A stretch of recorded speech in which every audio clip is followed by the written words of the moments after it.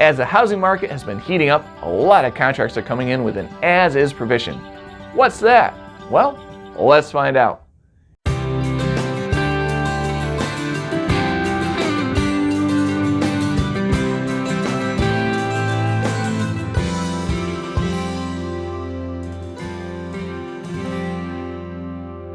Come on in and have a seat. I'm Ben Weaver, an Illinois attorney and founder of 23 Legal. I provide personal, practical, and professional legal service by guiding clients through the process of buying and selling a home throughout Chicago and its suburbs.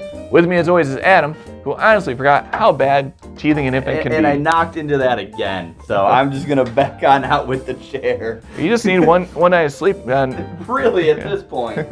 Oh well. Well, tonight, fingers crossed. And today we will discuss what to expect when you agree to an as-is transaction. But first, would you want to sign a contract as is? Let's say there are multiple offers on the table. In many cases, offering to buy as is can put your offer over the top of other offers in a similar price range, because the idea of not having to deal with the repairs can be very enticing to that seller. It's important to realize that when you're buying a house, whether as is or not, that the house is not new. There are going to be certain issues that exist just a result of age, time, and use. Maybe there is slightly elevated radon levels. There could be some mold growing, possible plumbing, or even wiring issues. No house you'll ever purchase will be perfect, and with an as-is transaction, it's up to the buyer to decide what their limit of acceptable issues are and how much work they want to put into that house with their own repairs and housework. When you sign a contract with an as-is provision, you're agreeing to either buy or sell the house in the exact same condition it is the day you sign that contract. Keep in mind that both the buyer and the seller must agree to this provision.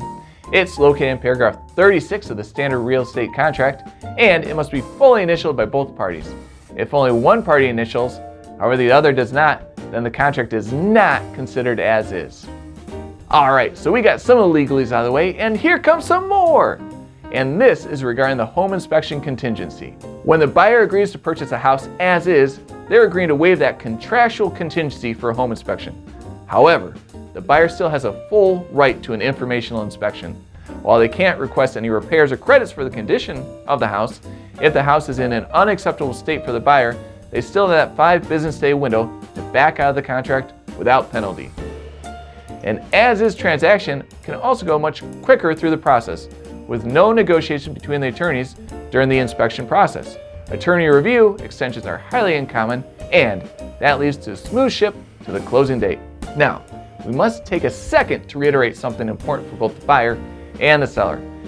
An as-is agreement means you agree to sell that house in the exact condition it is when you sign the contract.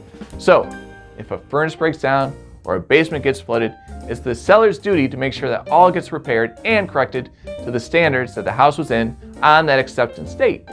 You can't allow a sudden electrical malfunction to sit until closing and pass that off as part of the as-is deal. So, that's the basics of an as-is purchase. Offering to buy as-is can get you to that dream house, but you should be aware of the risks that come with it. Is it worth it? Well, that's completely up to you. Are you in the housing market and thinking of buying as-is? Comment below on what you found most informative from the video.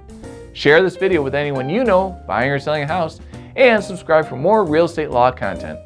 I'm Ben Weaver. I've been taking new contracts and clients, and I'll see you in the next video.